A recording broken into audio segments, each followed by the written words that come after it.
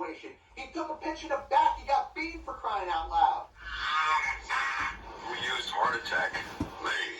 Managers on a Major League Baseball team don't make decisions. Could have done without that. Credibility in this situation is worse than losing your job. Was it over when the Germans bombed Pearl Harbor? The castration of the Major League Baseball managers, we know it. Ask me about my win.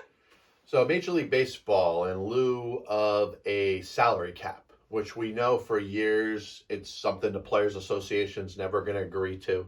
The owners have been pushing for it. It exists in all three of the other major sports. The luxury tax in baseball is created to be a soft salary cap. Its goal is to penalize or de-incentivize teams for exceeding an arbitrary number in total payroll player salary. It's intended for competitive balance. We understand that there's a market issue in baseball, and part of it is because there is no salary cap. Teams could spend as much as they want if they want to. But the luxury tax and its threshold with the taxes that are added to it, the goal was to penalize the teams that went above and beyond it. It's a soft salary cap, but a way to, try to, like I said, curtail the amount of teams or money that teams decide to pay players.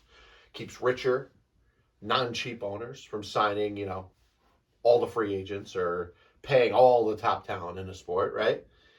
And like I said, it taxes on a high number that's over the luxury tax threshold. So if you spend way more than what the arbitrary number is, then you're going to be taxed at a higher rate. Now, ways to manipulate it, you can't, and baseball has made sure that if players and teams were to come up with contracts that are way more years than the player was actually able to play, kind of like they did in hockey for a while. So you can't manipulate it by adding fake or unlikely years. But it was made clear within the last week that the luxury tax and its threshold doesn't matter if you could convince a player to defer the majority of their contract. Now, you could talk about how it's right, it's within the rules. What's the sense in having a luxury tax in the first place? If the goal is to curtail the long-term amount of salaries that players are able to make, and it's to penalize the teams that decide to go above and beyond, whether it was the Dodgers and Shohei Ohtani or any other team that chose to sign a player, 10 years, $700 million should be $70 million a year per the agreement between the owners and the Players Association. But, like I said, manipulation that's in there, that's okay, that's legal, is just like saying it's okay for catchers to move the glove around to fool an umpire into thinking a ball is a strike. Because there's no rule against it, it's not cheating. It's not cheating unless it's against the rules, right? And this is the stupid bullshit that we deal with baseball all the time. The selective ways that things can be manipulated, that's okay, but the other stuff isn't. Steroids for years in baseball were just totally okay. Nobody went out there and said use steroids, but Barry Bonds didn't hit 762 home runs with baseball turning a blind eye to it. He didn't do it behind baseball's back. Roger Clemens didn't develop the career he had. Mark McGwire and Sammy Sosa didn't have the home run chase in 1998 by accident. It wasn't something that, oh man, I didn't notice that this happened. They did it, and baseball was okay with it then. And now when it comes to its Hall of Fame, it wants to hold players back because of stuff they accuse them of doing without any legal way to prove it. You don't know that they did. You're just saying they did, and you want to hold them out of your Hall of Fame because you think your Hall of Fame is so much better. Baseball, now, you can state that they have the worst salary cap system in baseball, easiest to manipulate. And like I said, pay a player $700 million. I don't care if Shohei Ohtani's getting money from the Dodgers till he's 150 years old. He agreed to a contract that the Dodgers are going to pay him $700 million. And because it's okay to manipulate luxury tax numbers and implications with deferrals, that's not manipulating the salary cap at all. So once again, baseball embarrasses itself. And you got this wild goose chase where you're trying to run this, $20 billion owner of the New York Mets out. God forbid Steve Cohen did this. And all of a sudden you'd be talking about how the Mets are bad for baseball and Steve Cohen's bad for baseball. But, listen, the Dodgers look like geniuses, right? Because it's the catcher that jerked the glove so far over and there was a blind umpire that happened to be behind the plate and he called the pitch a strike anyway. It's a joke. It's another bad look for baseball. You talk about Shohei Ohtani by himself being a great thing for baseball. Yeah, this looks stupid. And you tell me for any reason why this should be okay. Hey, it is. Whatever. It's allowed.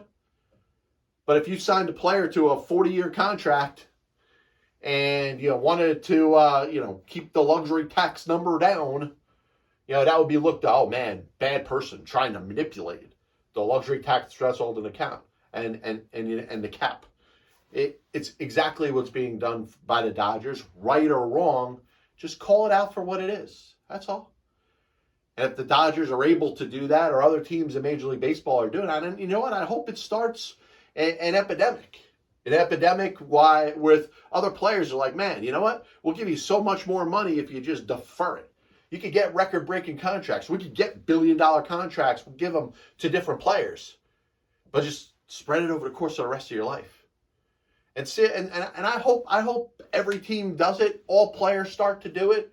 And baseball can look like the embarrassment that it is in this particular situation and many others.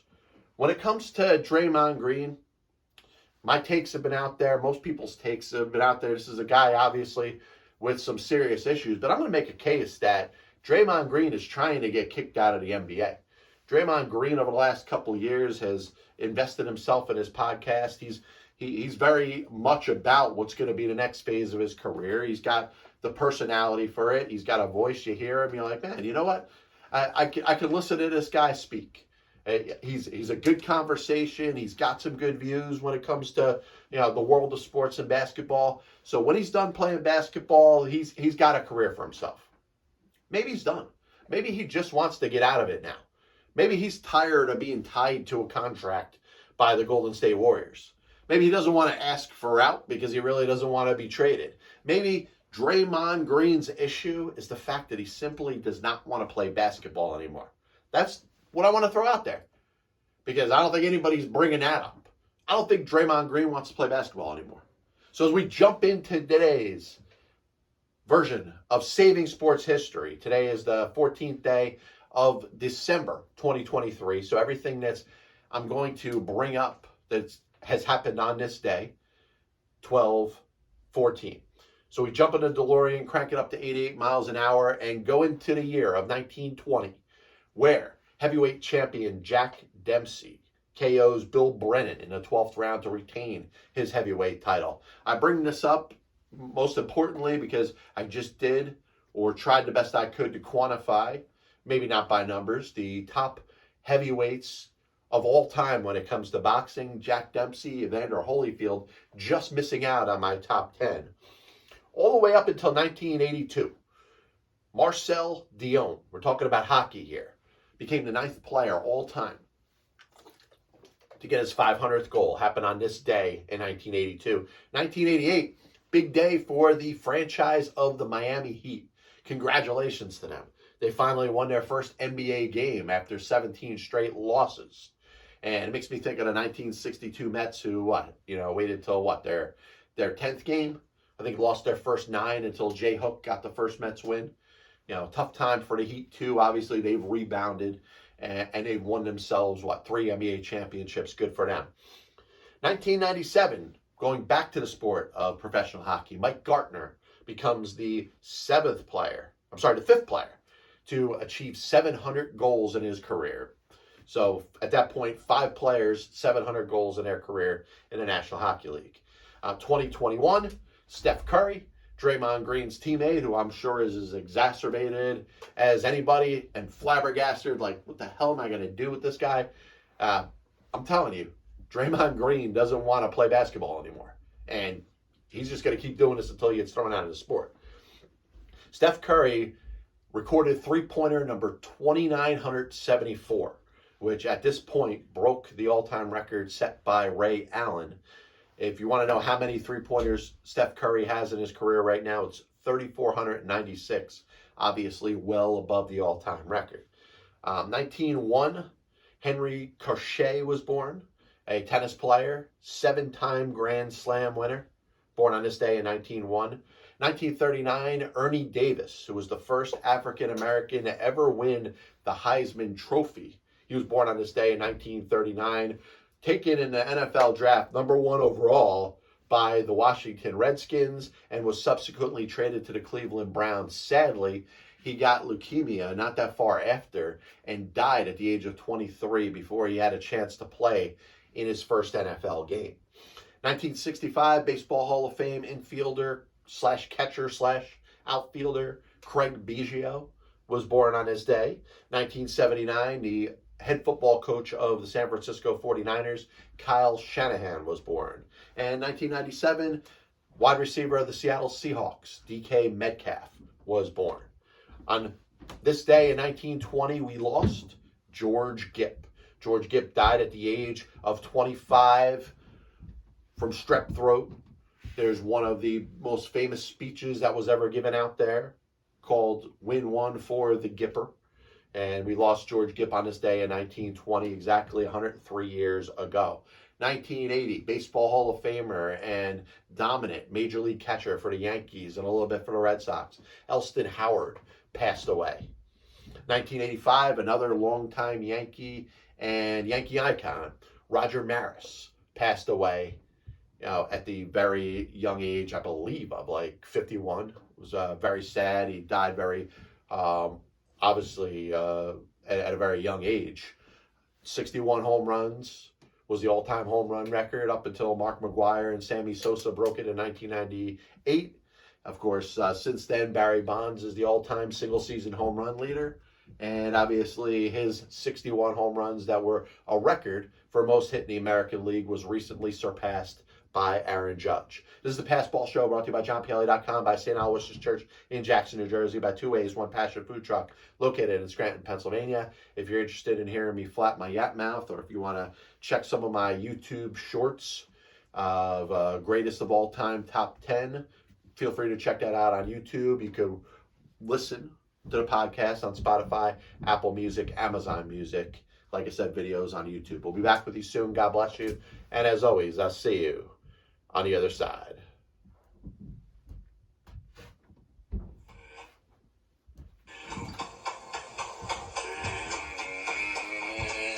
He didn't do anything wrong in this situation. He took a pitch in the back. He got beaten for crying out loud. We used heart attack. Me. Managers on a Major League Baseball team don't make decisions. Could have done without that. Credibility in this situation is worse than losing your job. Was it over when the Germans bombed Pearl Harbor? The castration of the Major League Baseball manager as we know it. Ask me about my winner. Chris Bryant was on the Chicago Cubs roster opening day. I have many leather-bound books. My apartment smells of rich mahogany.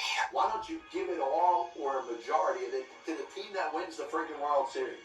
I was going to listen to that, but then I just carried on living my life. I may come out as the biggest Major League Baseball manager apologist That'll only make someone work just hard enough not to get fired. because hitters are going out there saying, I'm either going to hit a home run or I'm going to strike out.